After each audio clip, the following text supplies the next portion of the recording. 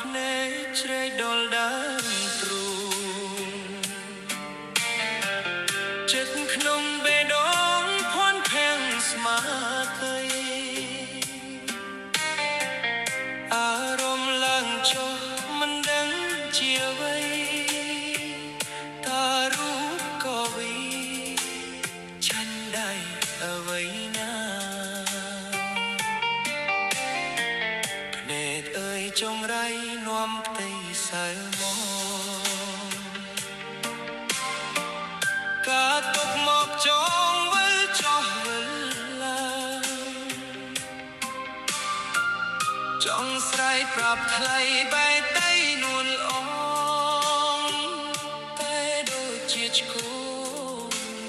នាងកូនអោកញ្ញាប្រាប់ដល់មិត្តភក្តិគេស្ទះគេស្ទើគេមិនដឹងធ្វើយ៉ាងដូចដេកឡើយញាទៅណែម្ដាយគាត់ក៏ក្រដាយ